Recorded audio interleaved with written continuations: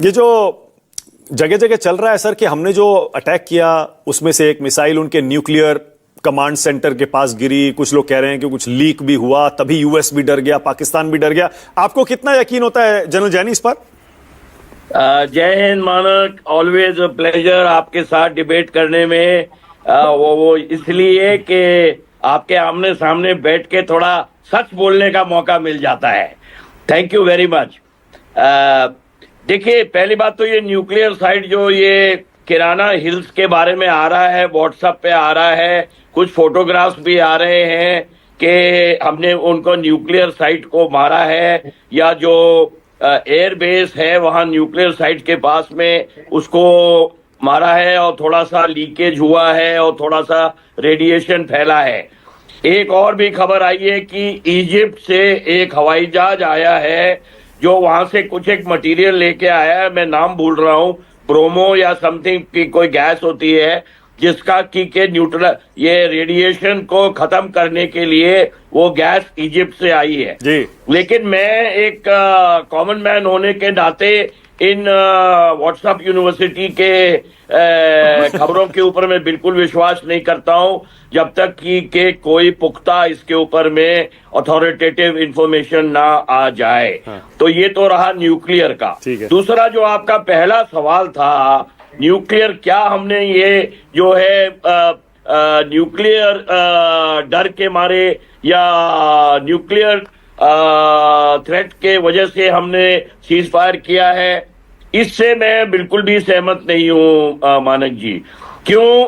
पहले था कि जब कभी भी कोई झड़प हो, Pakistan use to use this sabre rattling, this bluff, ये गीदड़ भपकी, मेरे पास बॉम्ब है, मैं बॉम्ब फेंक दूंगा, और हम अपने रुक जाया करते थे।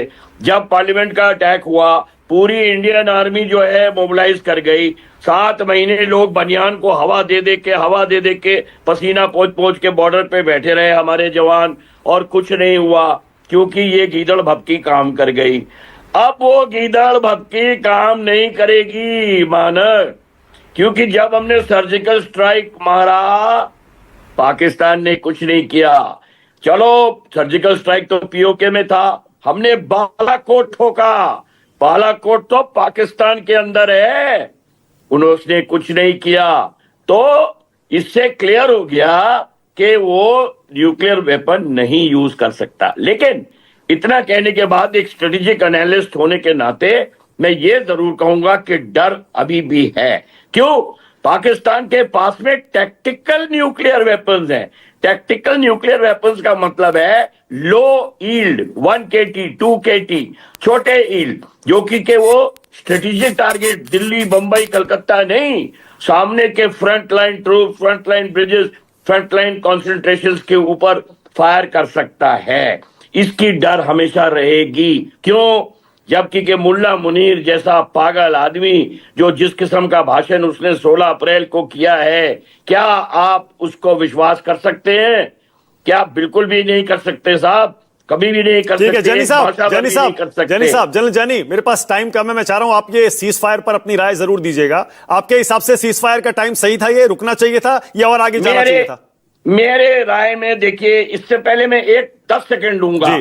जो हम लोग हमेशा कहते रहे कि हम इसको इंटरनेशनलाइज नहीं होने देंगे, ये बायलैटरल इशू है, ये शिमला का इशू है, हम बायलैटरल ये इशू तो इंटरनेशनलाइज हो गया है मानक। ये आज नहीं, पहले भी हो गया था। और इंटरनेशनलाइज कौन सा देश इसके ऊपर टिप्पणी नहीं कर रहा है? और जब अब ये सीज फायर के बारे में क्लियरली आ रहा है कि अमेरिका की मध्यस्थता हुई है, सुबह 9:30 बजे से बातचीत हो रही है उनके प्राइम मिनिस्टर से, उनके डिफेंस मिनिस्टर से, दोनों डीजीएमओ के बीच से, और फिर 5 बजे अनाउंस हो रहा है जी सीज फायर हो गया। तो ये इंटरनेशनलाइज नहीं है तो क्या है? जो 2 देश के अलावा अगर तीसरा देश बीच में गुटर गुटर करेगा तो ये इंटरनेशनलाइजेशन होता है मेरे हिंदी में। तो इंटरनेशनलाइज तो अभी रुकना चाहिए था जनरल जैनी, रुकना चाहिए था अभी, या और आगे जाना चाहिए था पाकिस्तान? जी हाँ, मैं एक सिपाही होने के नाते मैं जब ये कल भी मैंने आपको मानक आपके परसों आपके उसमें बोला, एक हमारे फौज में प्रिंसिपल ऑफ वॉर होता है, principle of war, and that is selection and maintenance of aim, कि अपना मुद्दा सिलेक्ट करो, अच्छी तरह सोच बाद उसको मेंटेन रखो, उस पर कायम रहो। हमारा 22 अप्रैल के बाद क्या मुद्दा था, क्या सिलेक्शन एंड मेंटेनेंस था, कि एक तो हमें सबक सिखाना है, जो ये आए हैं आतंकवादी, पाक ने नापाक काम किया उसका सबक सिखाना है, जो हमने सिखा दिया। हमने 9 उनके ठोक ठीक दिए, है। एयरक्राफ्ट ठोक दिए, हमारा जो भी कहे सारा 4 दिन से पूरा देश देख रहा है, ये हमने बहुत अच्छा काम किया। लेकिन जो दूसरा मुद्दा था कि टेररिज्म की कमर को तोड़ना है, टेररिज्म हमें खत्म करना है, क्या हमने वो किया है? ये आने वाला टाइम बताएगा। ये टाइम बताएगा ब्रिगेडियर दहिया। ऑलराइट, नो मानक, मैं अभी बताता हूं। No capital no, we have not been able ठीक है, to okay brigadier Dahiya. Alright,